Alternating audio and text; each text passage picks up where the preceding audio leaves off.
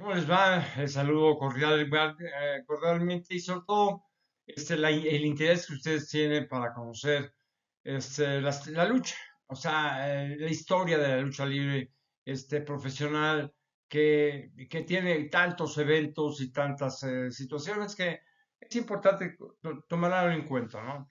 Y que ustedes lo consideren de una manera muy libre, es todo festiva, que es básicamente la lucha libre mexicana. Les voy a dar muchos datos un poco sí, o sea, diversos de la propia historia, para que ustedes se enteren o lo guarden como parte de su cultura del deporte nacional, que es la lucha libre. Por ejemplo, un dato curioso, por ejemplo, es que el Santo rapa, por ejemplo, en Guatemala, fíjese, pasando a otros países, a Gori Casanova. El Santo le rapa, le gana la cabellera a Gori Casanova. Quien fue, pues, básicamente, Gori Casanova fue un contrincante muy insistente en las programaciones, básicamente, ¿no? Después, un sábado, Día de la Raza, el 12 de octubre de 1935, imagínense nada más, la empresa Lutero presente en el toreo de la condesa, al judío, se enfrentó al judío Averroes, básicamente, también en contra de Eladio Flores, que fue un colaborador más tarde de la empresa de Don Salvador. Además participa, por ejemplo, Vicente López defendiendo el campeonato completo ante el hombre montaña Jim. Son pequeños datos que hay que recordar, ¿no? Por ejemplo, también en la Plaza de Toros El Progreso, fue un 26 de mayo de 1953, cuando se enfrentaron históricamente a Tonina Jackson, ante el carismático personaje, por supuesto, muy importante, el médico asesino. Y vende, por ejemplo, a Vic Amezcua. A Vic Amezcua le decían, por ejemplo, el gallo de oro. Ya saben, ¿no? Unos, unos apodos a todos, ¿no? Le decían el gallo de oro, ¿no? Otro detalle histórico es Frankenstein, es un luchador carismático. Frankenstein fue un luchador especial.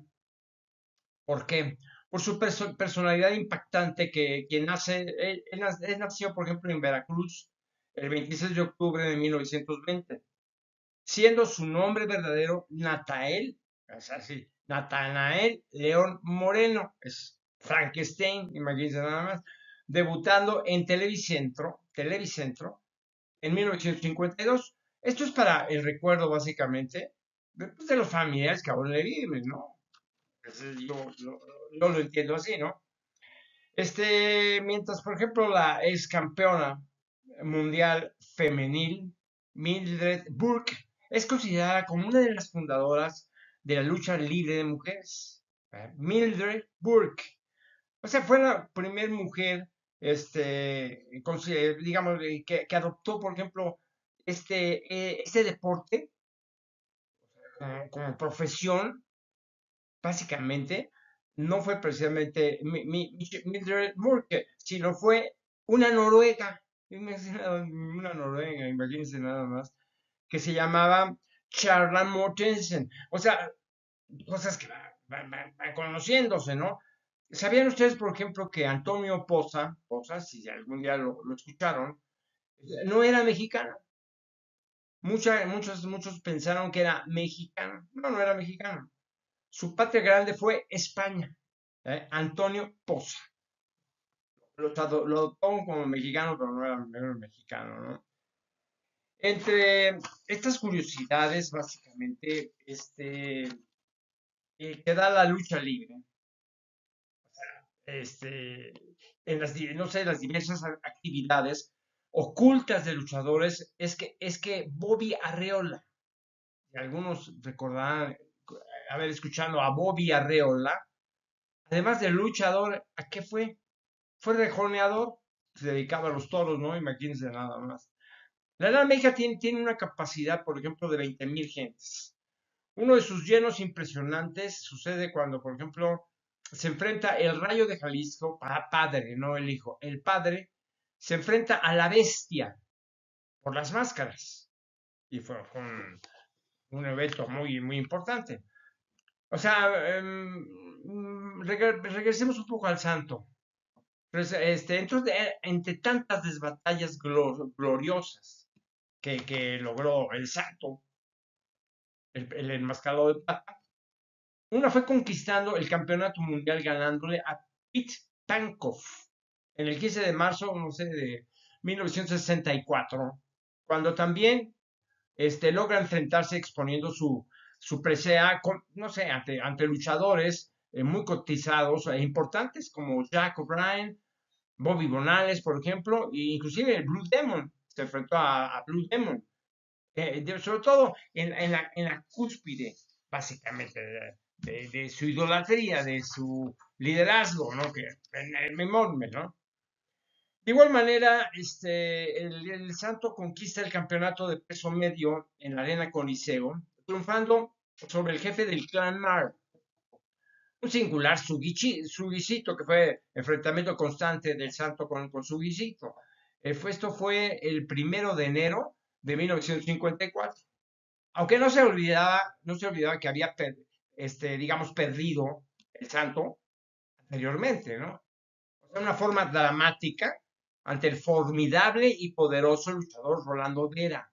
O sea, se enfrentó a Rolando Veras y fue un enfrentamiento tremendo entre el Santo y Rolando Veras. Esto lo sucedió en la ciudad de Monterrey en el año de 1957. ¿De acuerdo? Miren, lo importante, no sé, de los campeonatos nacionales, tuvo un tiempo de gloria, de aceptación por su prestigio y porque los luchadores que lo ostentaban le daban crédito y lucidez. Era, no sé, un orgullo poseerlos y defenderlos, los nacionales, ¿eh? Que fueron muy importantes. Muchos fueron, por ejemplo, los campeones que establecieron con estos, o sea, la calidad, básicamente la calidad de la lucha libre mexicana. No tanto los mundiales y los nacionales, que era poseer un campeonato nacional era un prestigio enorme, ¿no? Mire, entre los campeones nacionales, por ejemplo, de peso medio, que figuraron como muy, muy importante su presencia de los luchadores y categoría, fueron, por ejemplo, en 1938, y esto es desde 38, Firpo Segura en 1941, Black Guzmán en 1942, luego el Murciélago Velázquez en 1943 y el Santo, por ejemplo, en 1947. No, más o menos en el 43 también fue el Santo y después en 1947 lo tuvo Octavio. Ahora, imagínate nada más. Importante, ¿no? Mire, lo que nos lleva a reflexionar es que hubo un tiempo que a los campeonatos mundiales se les otorgaba una gran importancia porque eran conquistas muy serias. O sea, no digamos a los nacionales, que son un tema aparte. Por desgracia se han inventado campeonatos de ojalá, básicamente, exactamente, con diversas asociaciones de poca validez, como lo han hecho, por ejemplo, en el boxeo, por desgracia, con tantas asociaciones, sobre todo en los Estados Unidos de América. Por ejemplo, que de campeonatos del mundo, en realidad, básicamente, o sea, no tienen más que la finta, ¿verdad? Ya que la participación de profesionales no es de todos los países del mundo. Porque en su época, por ejemplo, la UWA o la NWA y la última de categoría universal, la de la WWA, tenían validez estudiada. El día de hoy algunas asociaciones hasta, no sé, se los venden al mejor postor generando corrupción y comercialización que muestra, por supuesto, la decadencia de la lucha libre en el mundo. Eso no es posible. Se están engañando a los aficionados. O sea, no señalaremos, por ejemplo, a los campeonatos de arenas, ¿eh? Eso es otra cosa. De organizaciones como la WWE, la RAW y la misma la Convención Mundial de Lucha Libre de la Arena México. Inclusive también de los de la AAA, que si bien son respetables, ¿de acuerdo? Y aceptables en su contexto, pero desgraciadamente resultan patitos nadadores al lado de verdaderos reconocimientos como los mundiales o los desaparecidos definitivamente nacionales. En fin, pues digo, como diría, cada chanco, cada chanco su mecate, ¿no? Porque pues es parte de los intereses de cada uno, ¿no? Y hay que respetarlo, por supuesto. Miren, quien no ha sido, por ejemplo, campeón verdadero, defensor de su cetro con orgullo, por ejemplo, como el Rayo de Jalisco Junior, ese siempre defendió su campeonato, pero en serio, casi, pues casi con sangre y con todo. O también el Hijo del Santo, inclusive Mil Máscaras, defendieron mucho los campeonatos que tuvieron, sobre todo los campeonatos mundiales, ¿no? Y otros dignos monarcas contemporáneos que supieron defender gallardamente sus preseas. No sucede nada, para nada, ¿no? No les correspondió no sé, la oportunidad de serlo, de lograrlo, nada más. O sea, dejan su historia personal como luchadores profesionales, lo que hayan hecho. Y eso es lo importante. Su participación en este mundo tan especial, el deporte nacional de la lucha libre mexicana, no digamos en el pasado, básicamente, que se morían en la raya por defenderlos, son todos los nacionales, ¿no? Los tiempos cambian, debe uno aceptarlo, los tiempos cambian, las modas se imponen, básicamente, y este deporte pierde seriedad. Como lo he dicho, es por lo que estos cambios y modas, o sea, deben agonizar. La importante organización de cómo promoverla es lo importante. Mire, en la arena nacional, por ejemplo, en la arena nacional, de las primeras arenas importantes, una noche de junio del día 12 de septiembre de 1935 se enfrentaban Luis Mayo, ¿ok?, en contra del Buddy O'Brien.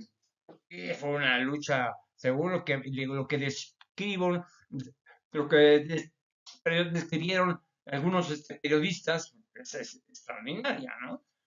Mire, hay un dato curioso, de esos que se dan con frecuencia, básicamente, en 1965, básicamente.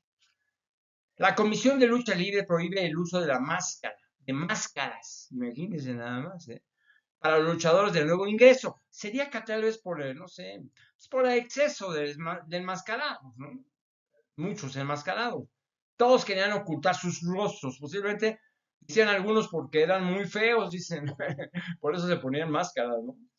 Por cierto, en la arena monumental de la arena Tlacotlal, es un dato, no dejaron subir los comisionados a luchar al caballero azteca y también al murciélago. Nunca no se supo en realidad el motivo, pero alguna razón de peso pudo suceder. ¿Quién sabe cómo resolvió el problema el promotor en turno? Tenía pues el compromiso con la gente, tenía esperando una lucha normal. Miren, vamos a ver algunos nombres de luchadores de la vasta, enorme lista de profesionales de la lucha libre, que tienen una gran jerarquía, como lo fue Alberto Muñoz, lo estoy presentando, Apolo Curiel, Memo Rubio, ¿ok? O Tony Stone, que por cierto, este último era italiano, por cierto, ¿no? Estoy mencionando poco aquello que me vaya yo acordando de aquellos luchadores de alto nivel, ¿no? Y que hay que recordar con mucho respeto a ellos, ¿no? Por ejemplo, miren, el enfermo, el enfermero, voy dando datos a ustedes libremente como me recuerde yo. El enfermero compañero, por ejemplo, de muchas batallas del médico de asesino, importante en la lucha libre mexicana, el médico asesino, que por cierto, el médico asesino muere de cáncer en el hígado en el año 1960. Para los que no sabían, pues sí, el médico asesino pues, lo mataron ahí en el ring, ¿no es cierto? No, no, que desgraciadamente tuvo cáncer en el hígado el año de 1960 y sí, murió. Médico asesino, que fue polémico en la lucha libre mexicana. Por ejemplo, el enfermero entonces se inicia, por ejemplo, luchando, porque era su compañero, como el enfermero del médico asesino, básicamente. Después se independizó de ser su acompañante, pues, digo, para estar a su lado, ¿no?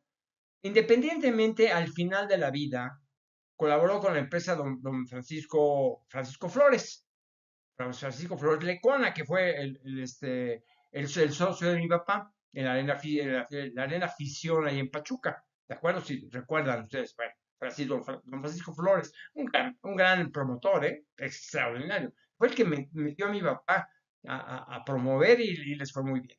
Y si no, no hubiésemos comido nosotros también, porque con el boxeo no dejaba mucho por crecer, ¿no? O sea, Francisco Flores manejó mucho tiempo el toreo de Cuatro Caminos. Algunos recordarán esto. El toreo de Cuatro Caminos, que digo, enorme esa promoción, la tuvo exitosas Francisco Flores durante mucho tiempo. Porque era tiene una sensibilidad enorme para producir lucha libre, para promover lucha libre mexicana. Ok, otra cosa es el nombre verdadero, por ejemplo, de Leopardo. ¿Se acuerdan algunos de Leopardo? Fue Hermenegildo Arias, nacido en Temaxcacingo, Estado de México. Él nació el 10 de abril de 1930. Ya estaba grande en ese momento, ¿no? Era un líder, básicamente era un líder. En toda la extensión era un líder, quien se imponía su presencia, por ejemplo, no sé, en los combates. Tienen algunos liderazgo natural que traen consigo, ¿no? Miren, hay un punto que quiero aclarar esa mucho, ¿no? Con todo el respeto, que es lo que voy a hacer, ¿no? La revista Lucha Libre, que muchos conocen, algunos tienen una grande colección de lucha libre. Esta nació en el año de 1963 bajo las ideas y el ingenio de Valente Pérez. Él fue el creador de la revista Lucha Libre.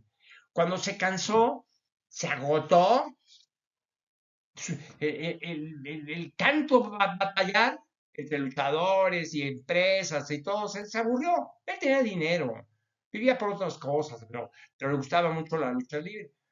Y conoció a Benjamín Mora, a mi hermano, a Benjamín Mora Mercado, y le dio la oportunidad a un hombre como él, joven Benjamín, que comprara la revista Lucha Libre y que se dedicara, porque él era promotor, y Valente Pérez no era promotor. Era ideológico y tenía muchas ideas alrededor de una revista, comercialmente hablando, ¿no? Y le cayó bien a Benjamín Mora, y el otro, pues mi hermano dijo, vámonos, y vamos, estamos jóvenes todos, ¿no? Yo lo acompañé a saludar a Valente Pérez, ya para firmar el convenio y concretar el compromiso que tenían. Y bueno, Valente Pérez, muy, muy gente, me enseñó toda su casa, una casa impresionante que tenía, no recuerdo en dónde, muy, muy elegante, por cierto, y le dijo a Benjamín, llévate todo eso, ya llévatelo. O sea, las revistas que tenían digamos, de colección que tenía, algunos, por ejemplo, inclusive había manejando muchos, digamos, estatuas de los luchadores. Estoy hablando de mis máscaras de Radio de Jalisco, de Estrella Blanca, de muchos de Las Charro, por ejemplo, el Gallo Tapado, que yo recuerdo, ¿no? muchísimas, muchas era artesano, o sea, artesano que se lo hizo a través de, pues no sé, de- yo creo que de arcilla más o menos, pero muy bien hechos, ¿eh? O sea, hizo unas figuras extraordinarias de luchadores. Yo lo recuerdo con todo lo comento por el respeto que yo en lo personal tengo a Valente Pérez cuando yo lo conocí, porque yo aprecio mucho el esfuerzo que él hizo, ¿no? Así es la historia, cuando Benjamín recibió la revista Lucha Libre, pues la hizo grande. Yo también lo ayudé a él, ¿no? Para formarla y para meter un poco más el periodismo y la tecnología, ¿no? Pero bueno, eso pasó. Bueno, mire, el restaurante, por ejemplo, que tenía, por ejemplo, el peculiar luchador argentino de World Wrestling, de memorables participaciones en películas nacionales, sobre todo al lado de Pedro Infante, imagínense ustedes, ¿no? O sea, World Wrestling con Pedro Infante, imagínense. Se llamó, por ejemplo, él tenía un restaurante que se llamaba El Rincón Gaucho, que se localizaba, o se localiza o se localizaba en la Avenida Insurgente Sur, en 1162. Yo creo que ya no está, ¿no? Puede ser que esté todavía, pero el Rincón Gaucho, ¿eh? De World Wrestling. Además, muy, muy, muy importante World Wrestling, que participó en varias películas, ¿no? Por supuesto, enfrentando a Pedro Infante, se imagina, a nuestro gran Pedro Infante, nuestro gran ídolo, pero ¿quién iba a tocar a Pedro Infante, no? Miren, veamos más nombres de luchadores que forman parte del amplio inventario de personajes de la lucha libre mexicana. Aunque no aparezcan todos los que han pisado un ring, ¿de acuerdo? A todos debemos honrarle por su esfuerzo, ¿de acuerdo? De parte de esta historia, o sea, no importando básicamente su estilo, la denominación que tenga, la gama o el nivel de calidad, o sea, todos son importantes. O sea, cuando formaron parte de los carteles de lucha, o sea, yo les ofrezco mis disculpas por no mencionar a todos, ¿no? Definitivamente, a todos que se me escapan de mi investigación. Recordamos, por ejemplo, poco a poco vamos a ir recordando algunos. Por ejemplo, perdón, Henry Peluso, por ejemplo. Henry Piluso, que es importante, ¿no? Cuyo nombre propio fue de Antonio García. Rafles, no sé, Tarzan Moreno, no sé, Golden Sharky también, El Maldito, la famosa sombra vengadora, cuyo nombre verdadero era Rogelio de la Paz, por cierto, ¿eh? Su interés crece sobre todo porque se realizó la película mexicana utilizando su personaje. El reparto de esta la formaban, por ejemplo, Armando Silvestre, Alicia Cano, Don Pedro de Aguillón, Rodolfo Landa, y luchadores como, por ejemplo, el Lobo Negro, la sombra vengadora, ese nada más, lo personificaba Fernando Oces, básicamente, ¿no? También recordaremos a luchadores como Charro Aguayo, que fue campeón de peso completo al ganarle a Manuel el Toro Hernández, básicamente, en la antigua Arena México. Y quien vence, entre otras confrontaciones, a Jorge el Hermoso en la Arena México en 1939, básicamente, ¿no? El 18 de julio de 1935 vence a Iben Selen, el charaguayo, ¿eh? Iben Selen, es en escalofriante lucha, ¿eh? Impresionante lucha. Otra cosa, Salvador Hércules Flores, por ejemplo, en el caso de Salvador Hércules Flores, debuta venciendo en la Arena de Libertad. Es otro dato, ¿no? El 29 de septiembre de 1934, venciendo al Diablo Velasco. Yo ya les había mencionado el Diablo Velasco. Es, hay que repetirlo, ¿no? Son líderes de la lucha libre mexicana. ¿Ok? Por ejemplo, también se recupera, podemos a recordar el Rayo de Alba, ¿eh? el Rayo de Alba. Por ejemplo, pierde en la arena Peralvillo Cozumel ante un luchador extraordinario que era Adolfo Bonales. Es esto más o menos el 19 de agosto de 1974. Por ejemplo, ahí surge los luchadores El Santo, Blue Demon, Black Shadow, Gori Guerrero, Matarzán López, Caballero Galindo, El Verdugo, Henry Peluso, Enrique Llanes, Mil Máscaras, por cierto, debuta, por ejemplo, en Guadalajara, Mil Máscaras, ¿eh? Debuta en Guadalajara, al lado de quién, nadie sabe, del Rolando Vera, enfrentándose a quiénes, al Espanto primero y segundo.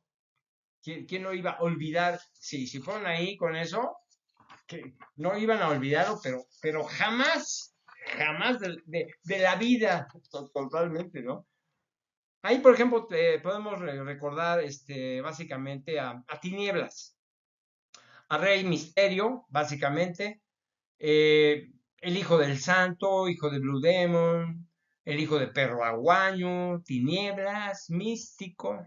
Ya estoy mencionado ya contemporáneos, ¿no?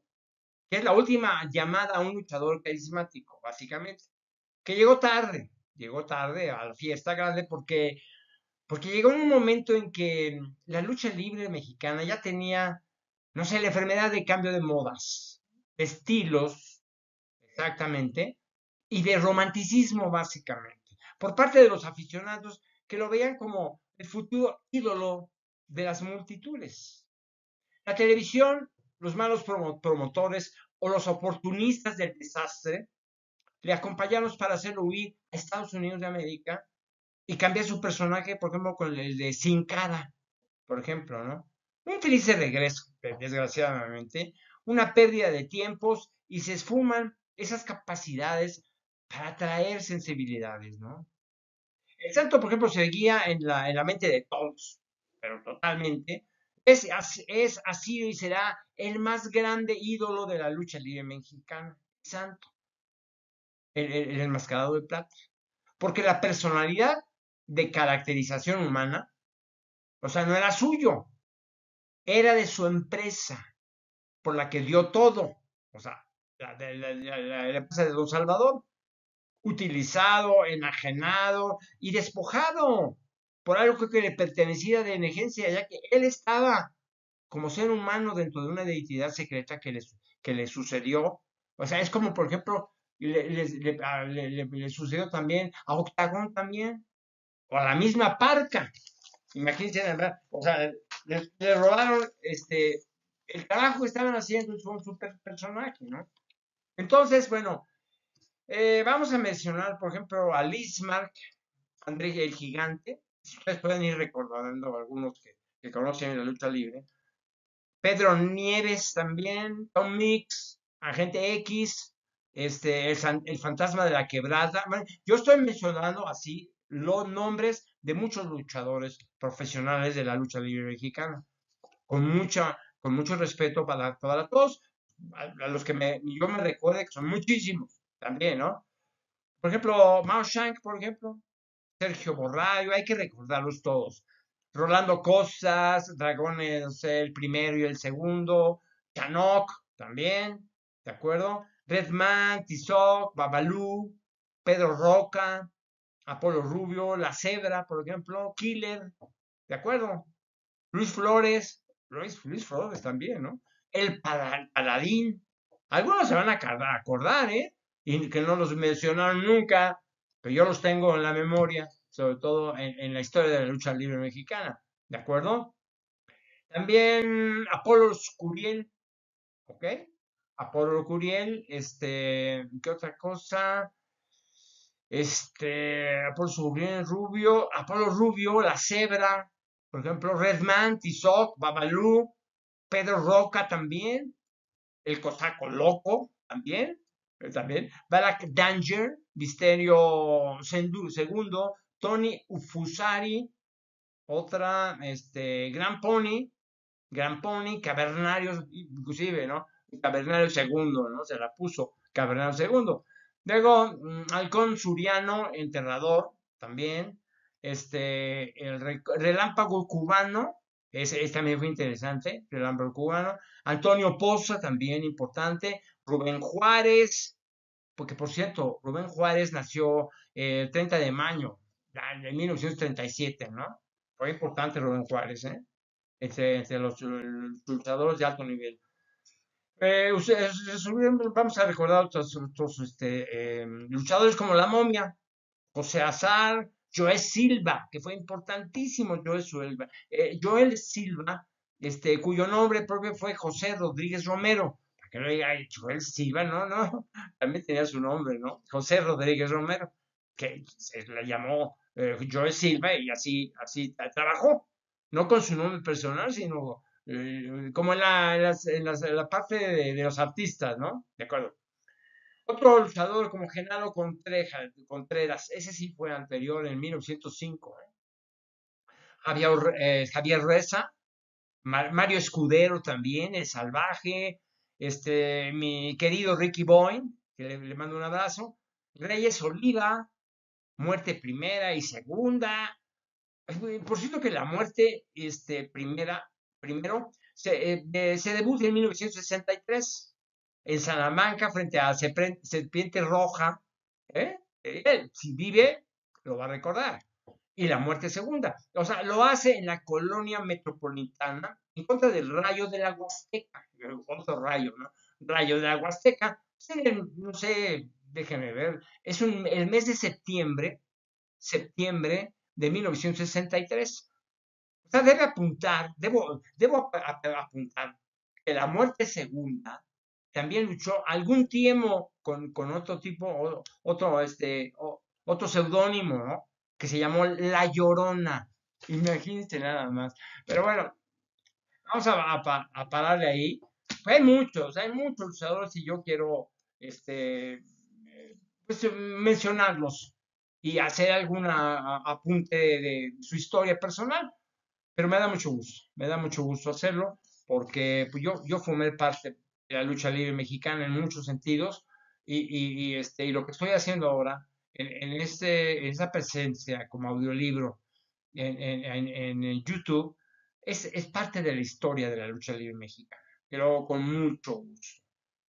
Por cierto que no les platiqué desde el principio lo que es la portada, ¿no? Miren, la parte de la portada, en esencia, pues es básicamente Tinieblas, el famoso Tinieblas, que fue creación de Valente Pérez, ¿no? Tinieblas, muy importante esta representación, y además lo aprecio mucho a Tinieblas, ¿eh? No le voy a decir su nombre, porque no debo de ser, porque debo respetar su incógnita, porque no perdió la máscara en el ring, pues hay que respetarlo, por supuesto, ¿no? En su lado izquierdo de él, es en la parte derecha de ustedes que están viendo, es Salvador, Lutero Camou. O sea, es el hijo de Salvador Lutero, el rey, el jefe de la lucha libre. ¿eh? Es González, Salvador Lutero González, y este es Salvador Lutero Camou, que yo lo conocí muy bien, lo tratamos mucho. Como les digo, está viviendo, todavía que bueno que vive allá aquí en Tijuana, y está tranquilo, ¿no? Le encanta mucho el boxeo, ¿no? Un saludo muy afectuoso para Chavo, pues, Chavo, de cariño, ¿no? Y en el lado izquierdo estamos a tres luchadores que fueron partícipes en ese momento en la fiesta del David, una fiesta que hizo Benjamín Mora en Mercado para todos los luchadores en la fiesta de David. Entonces ahí presenciaron estos tres luchadores. Algunos dicen que eran ídolos y otros no mucho. Es Blue Demon Jr., el hijo del Santo y Alcatraz. Bueno, esa es la cosa. Para darles cabida a todos los luchadores de alguna manera que tuvieron alguna relevancia en la lucha libre mexicana. Por lo pronto, me dio mucho gusto estar con ustedes y exponer todo esto. Que estén muy bien. Nos vemos en la próxima, ¿eh? que estén muy bien y que la pasen muy excelentemente bien.